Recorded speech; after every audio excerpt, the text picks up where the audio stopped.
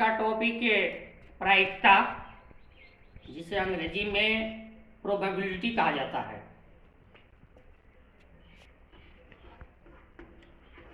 प्रायिकता प्रायिकता का अर्थ होता है अनुमान या संभावना। जब हम कोई प्रयोग करते हैं, एक्सपेरिमेंट करते हैं, तो उससे रिजल्ट निकलता है, परिणाम निकलता है।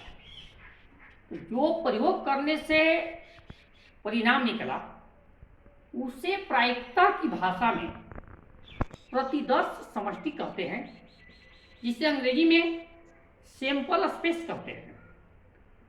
प्रायिकता में सैंपल स्पेस का ही महत्व होता है। और एक बात पर ध्यान दीजिएगा कि सैंपल स्पेस है क्या, प्रतिदर्श समष्टि है क्या। तो इसको हम इस रूप में परिभाषित करेंगे कि जब किसी प्रयोग को करते हैं और प्रयोग करने से जो रिजल्ट प्राप्त होता है और उस रिजल्ट को मैं संग्रह कर लेता हूं समुच्चय के रूप में, यानी कर्ली ब्रैकेट में संग्रह कर लेता हूं, तो उसी को कहा जाता है प्रतिदर्श समष्टि, सैंपल स्पेस।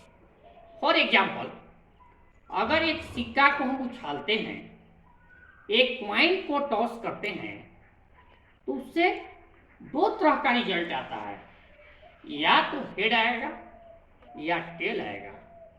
हेड को ही शीर्ष कहा जाता है और टेल को ही पूंछ कहा जाता है, या बोल सकते हैं हेड को चित और टेल को पॉट।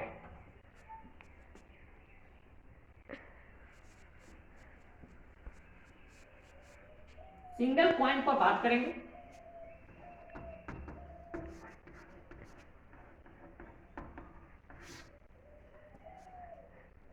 अगर हम एक सिक्का को उछालते हैं, एक बार उछालते हैं, तो उससे हेड भी आने की संभावना है और टेल भी आने की संभावना है। एच का मतलब सैंपल स्पेस, तो एच कॉमा टी, इसको हम कर्ली ब्रैकेट में बंद कर देंगे। यही मेरा क्या हुआ, सैंपल स्पेस हुआ। तो सैंपल स्पेस में कितने अवयव हैं, दो को हैं। इसको लिखेंगे कैसे, number of S equal to H. पूरा एक बार ध्यान दें,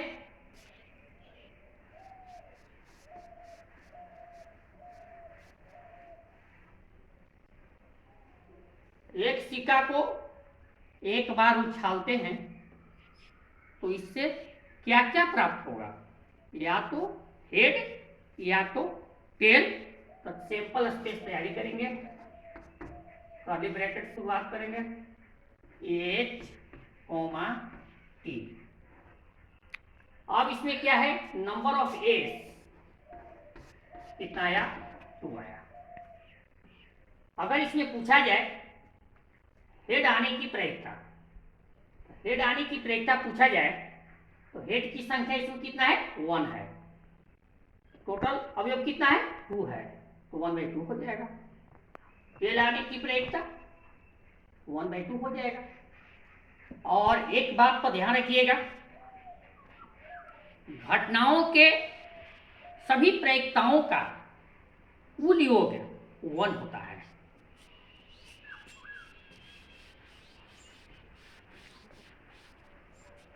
अब आइए डबल पॉइंट्स।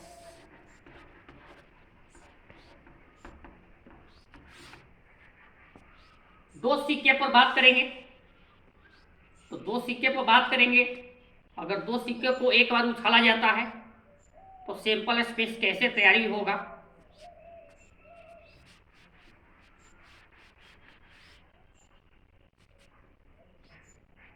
एस बराबर, ये वो सिक्का जब उछाल करते हैं तो यहाँ आता है एच कॉमा टी, 3 लिखेंगे एच कॉमा टी। अब इसको H H H T T H T T.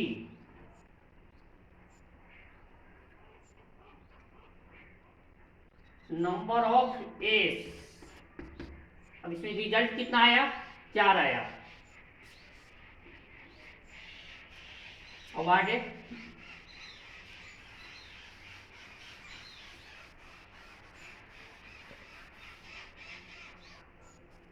Triple coils,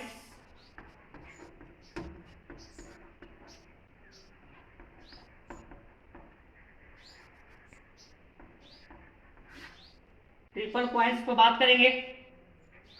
sample space तैयार करना है। H comma T H comma T H comma T. अब इसमें क्या करेंगे? सबसे पहले इसको तैयारी कर लेंगे। एच एच एच टी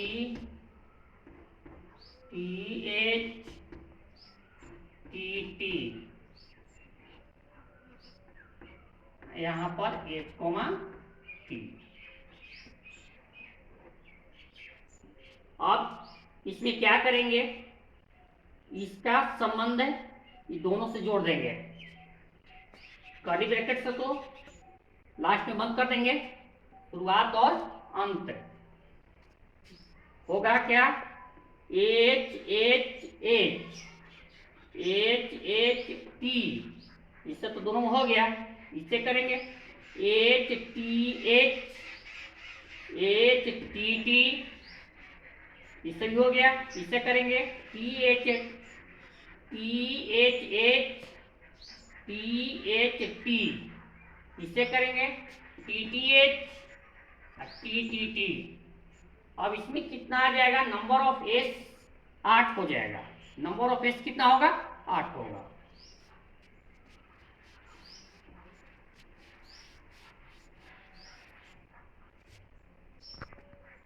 आगे सिंगल डाइस को बात करेंगे। सिंगल डाइस,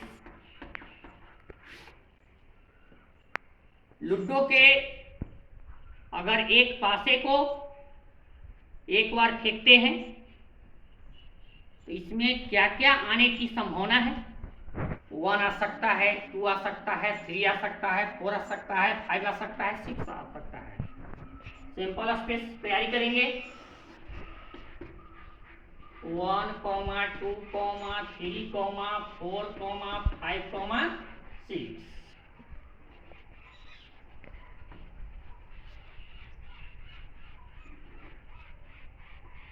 कर्ली ब्रैकेट से बंद कर देंगे। नंबर ऑफ एस 6 आया। अब यहां पर ध्यान देना है, अगर 1 आने की प्रेरिकता पूछा जाए तो इसमें तो 1 एक बार आया है तो 1/6 हो जाएगा। अगर 2 आने की प्रेरिकता पूछा जाए तो 2 भी एक बार आया है, 1/6 हो जाएगा। 3 आने की प्रेरिकता पूछा जाए तो 3 भी इसमें ऐसे 3 भी इसमें एक ही बार है तो 1/6 हो जाएगा। अगर 4 आने की प्रेरिकता पूछा जाए तो 1/6 होगा। 5 आने की प्रेरिकता पूछा जाए तो 1/6 होगा। और 6 आने की प्रेरिकता पूछा जाए 1/6 होगा। और घटनाओं के सभी प्रेरिकताओं का कुल योग 1 होता है।